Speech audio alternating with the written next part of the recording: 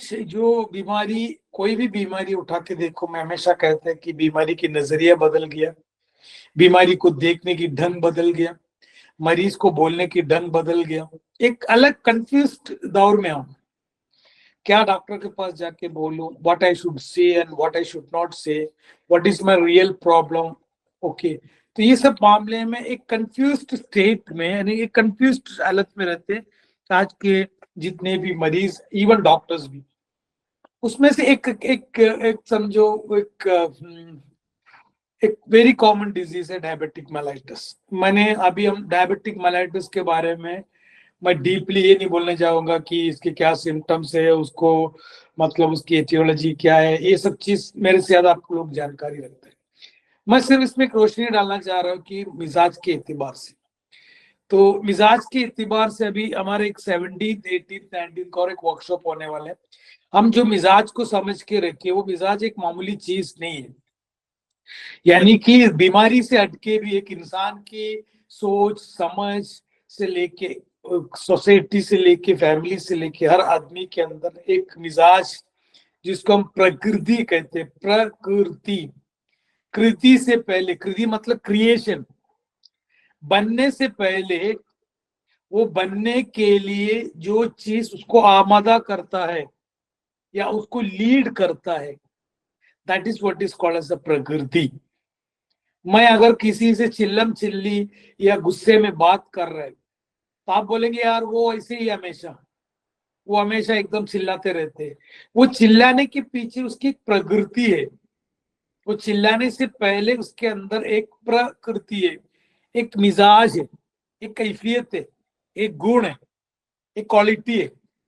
अगर दुनिया के हम हर चीज को ये इसी तरीके से जानेंगे, हम किससे तबादला हो रहे, किससे बातें कर रहे हैं, किससे बिजनेस कर रहे हैं, बच्चे हो या बड़े हो, या जिंदगी की रोजमर्रा हमारी लाइफ की जितने भी मामले में, अगर हर चीज की प्रकृति हमको मालूम पड़े, तो it will be very easy for us to control. कभी कभी कॉन्फ्लिक्ट वाला चीज, झगड़ा वाला चीज सुलह में बदल जाते हैं। कभी सुलह करने वाले मतलब मसला होगा, वो सुलह करने के लिए गया होगा या उसको तदबीर करने गया होगा, उसके अंदर एक तमद्दुद और तशद्दुद बन के आ जाते हैं। ये सब चीज के पीछे हमारी एक यूनानी की एक प्रिंसिपल है, जिसको हम कहते हैं प्रकृति या मिजाज।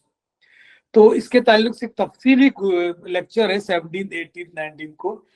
वो एक आदमी की मतलब हर एस्पेक्ट पे हम लोग उसमें डिस्कस, और एक वर्कशॉप है एक्चुअली। वो इट्स नॉट लाइक आपकी बीमारी और आपकी दवा से हटके हो, वो अगर आप जाने तो आप कोई भी आदमी से दुनिया की कोई भी मामले में आप बात कर सकते हैं। एनीवे, यहाँ भी मिजाज से मेरा ताल्लुक ये कि until and unless if you don't know exactly कोई चीज की प्रकृति, कोई चीज की मिजाज, कोई चीज की माहियत या कोई चीज की तबीयत जाने बगैर आप उनको डील नहीं कर सकते। ये बहुत बड़ा मतलब मसला है हमारे साथ। हमने बीमारियों को एक अलग पहलू से सीख के रखी, केमिस्ट्री के पहलू से सीख के रखी, एक अलग मिजाज के हिसाब से, अलग क्वालिटी के हिसाब से, अलग एक आयान में रख के हम बीमारी को समझे। और जब ट्रीटमेंट की बात आ जाते हैं, तो हम एक अलग आयान में, एक अलग डायमेंशन में, एक अलग फ्लोर में रह के हम बातें करते हैं। दोनों दो फ्लोर में, एक फर्स्ट फ्लोर में या एक दूसरा सेकंड फ्लोर में।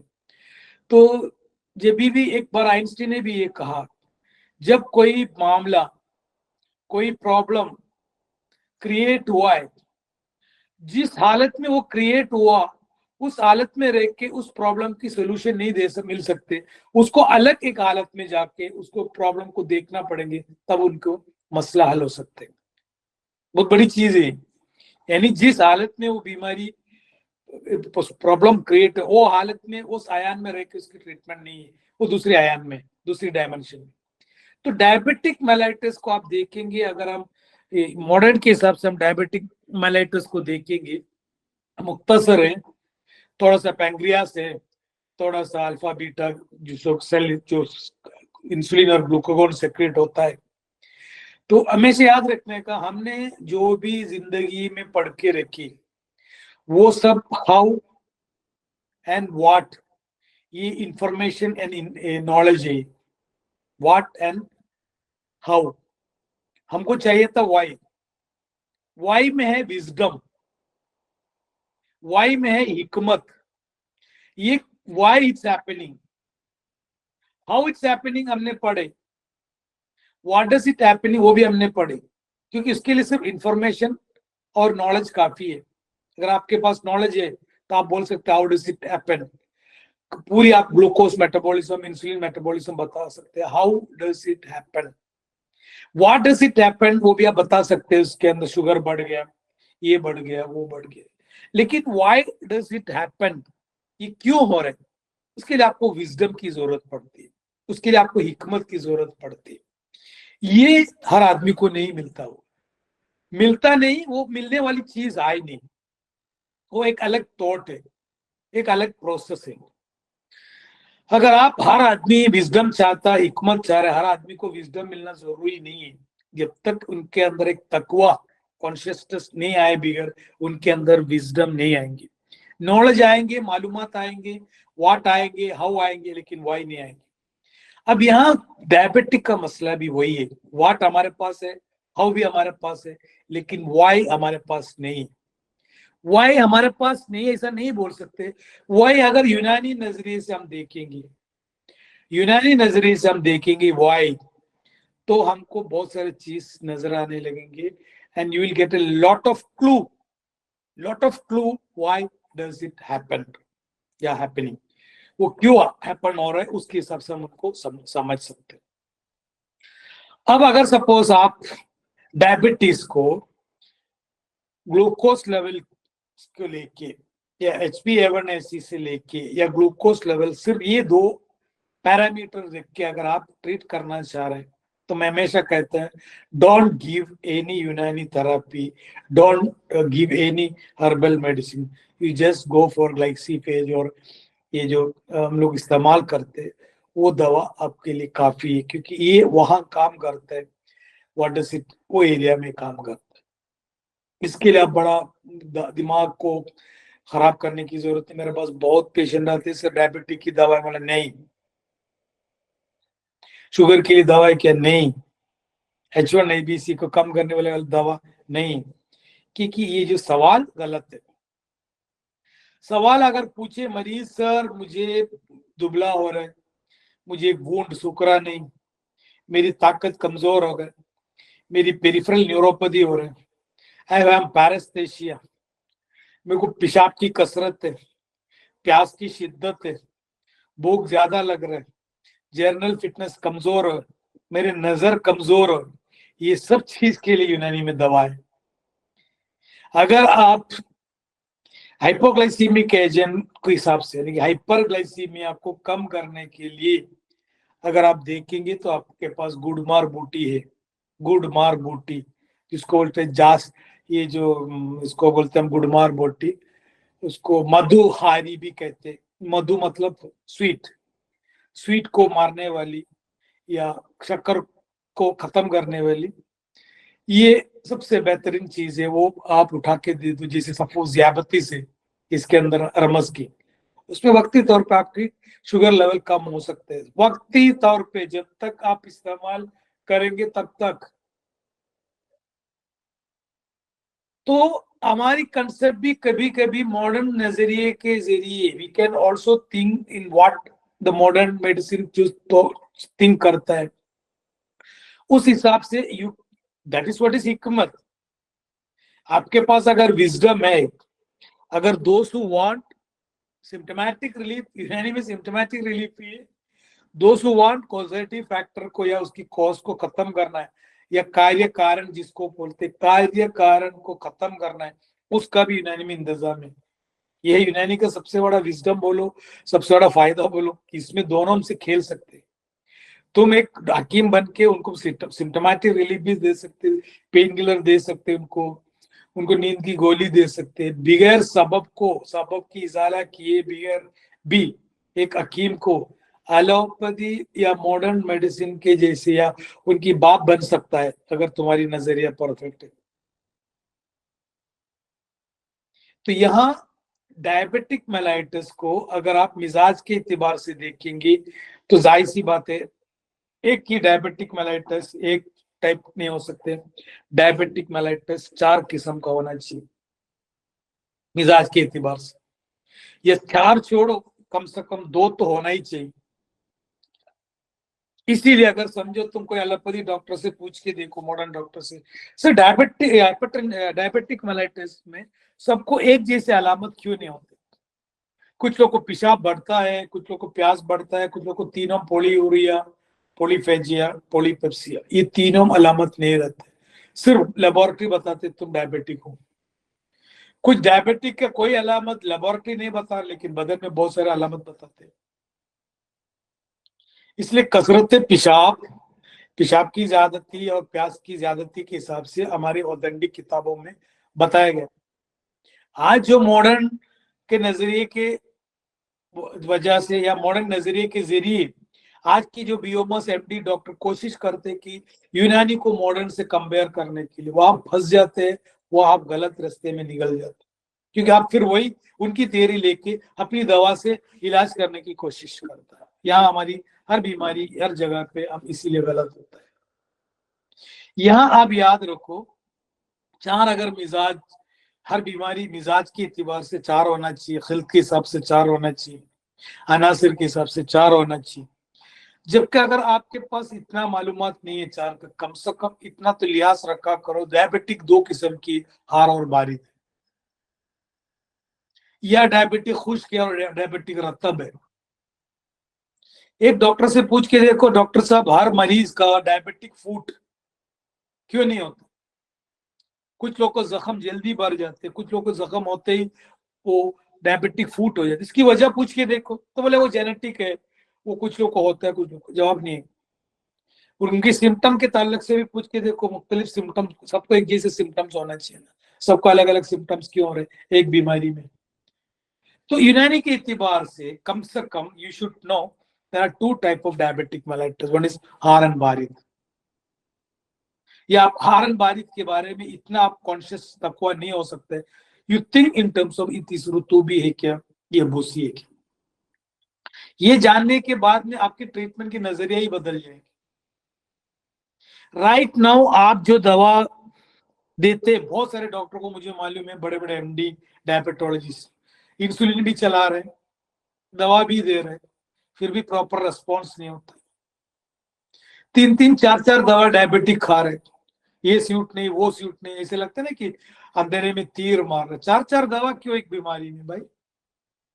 जब एक आदमी को बुखार नहीं उतर रहे, 4-4 बुखार की गोली जब दे रहा, तो सामने वाला क्या समझते? इसकी कंसेप्ट ही क्लियर नहीं, बुखार के ताल्लुक से इसकी नजरिया ही सही नहीं।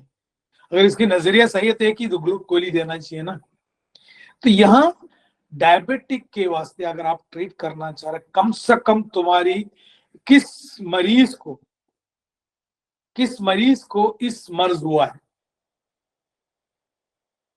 किस मरीज को इस मर्ज हुआ, यानी किस मिजाज के एक बॉडी में ये प्रॉब्लम स्टार्ट हुआ। मैं समझो गुस्से से कोई बात कर रहे 4 मिजाज वाले से, मैं गुस्से से अगर बात कर रहे, चारों के ऊपर होने वाले असर मुख्तलिफ रहेंगे। मैं अगर सफरा से गुस्से से बात करेंगे, गुस्से से मतलब तुम दवा समझो या गर्म कोई अशिया समझो, वो आदमी और गुस्से में आएंगे और तकलीफ में आएंगे और गाली गलौज आएंगी और physically they start hurting you. अगर बलगमी से गुस्से में अगर बात किए, बलगमी अपनी जगह छोड़ के अपना काम करना छोड़ देंगे, वो थोड़ा एक्टिव मोड में आ जाएंगे। अब तक वो पैसिव मोड में था, वो एक्टिव मोड में आएंगे।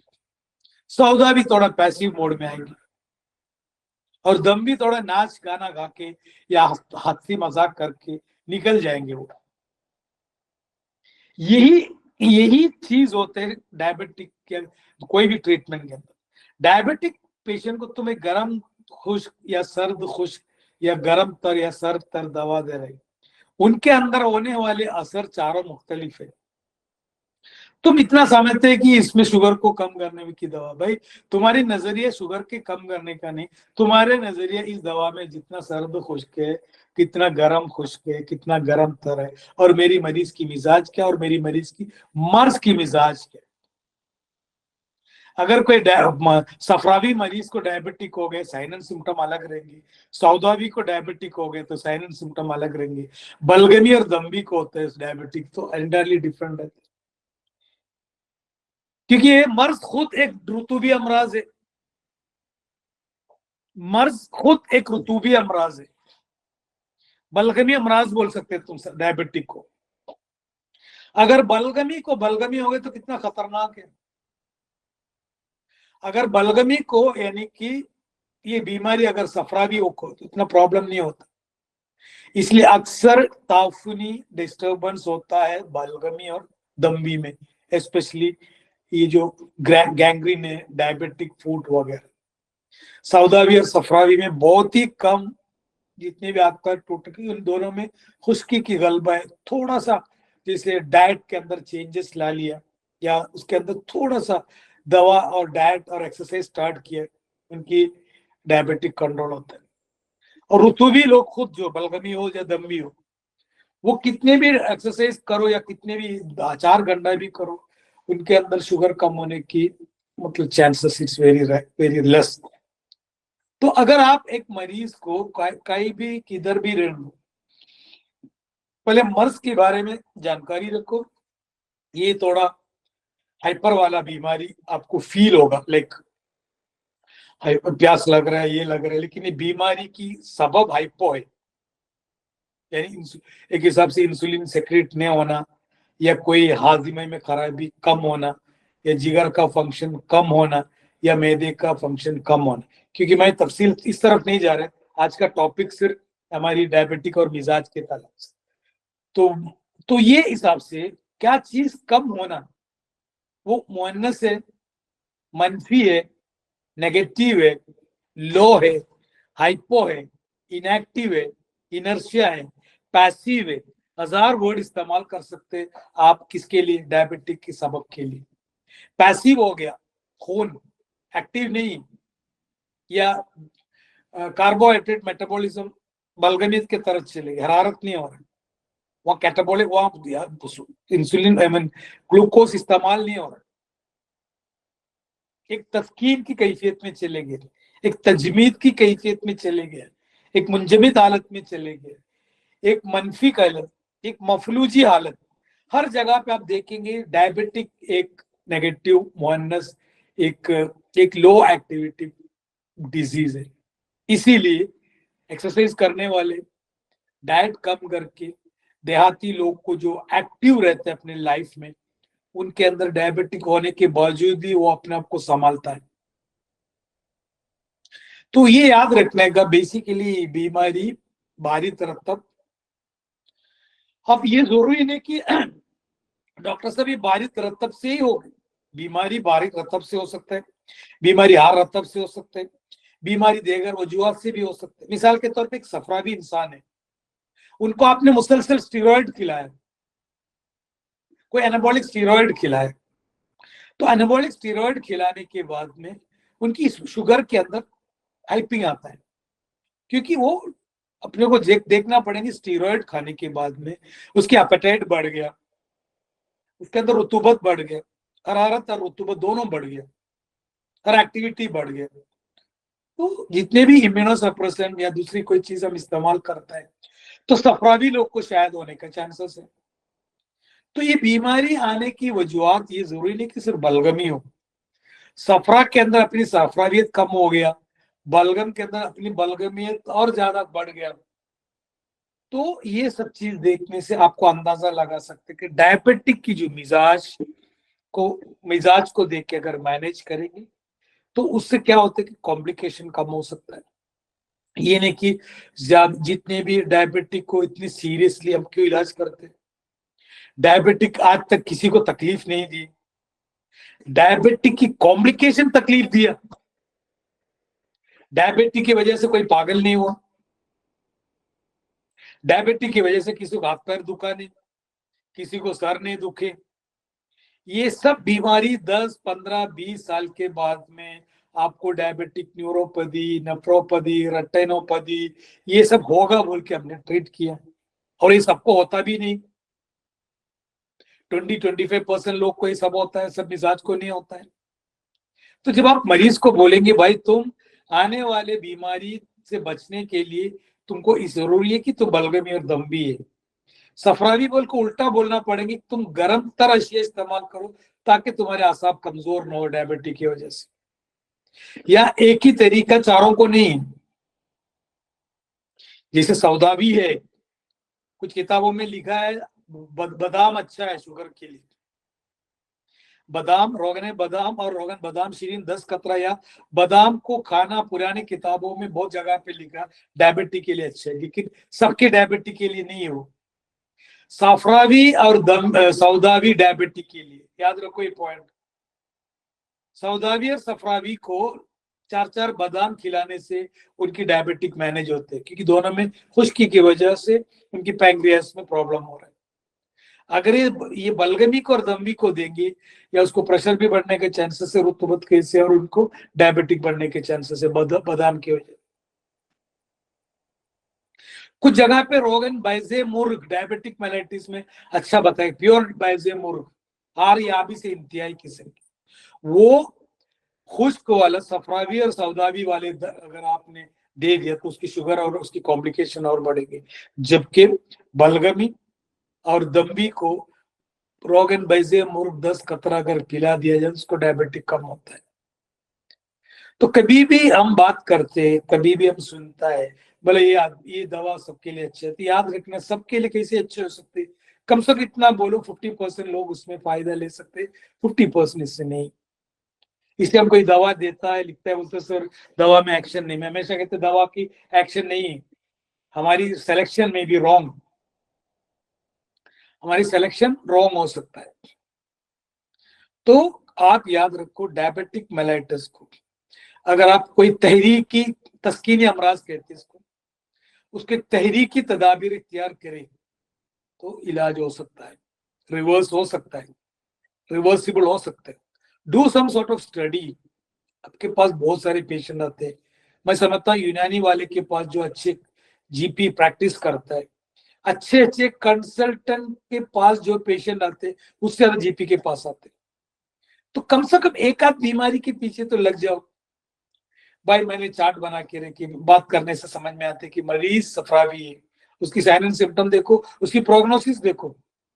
तो जब आपको धीरे धीरे समझ में आएंगे कि ये आज तक किसी की पकड़ में इसलिए नहीं आया कि इस बीमारी के पीछे जो सबब है वाई, ये वाई किसी को समझ में नहीं आया था, सब व्हाट और हाउ समझने की कोशिश की, व्हाट एंड हाउ नॉलेज के जरिए। तो ये एक एक्सपीरियंस बेस्ड है, why is an experience based, तजुर्बे के ऊपर मुनस्सिर है, इल्म के ऊपर नहीं। इल्म की वजह से अगर अच्छे हो सकते हैं तो दुनिया में आज कैंसर तक अच्छे हो गए होते, इतना इल्म आ चुकी दुनिया में।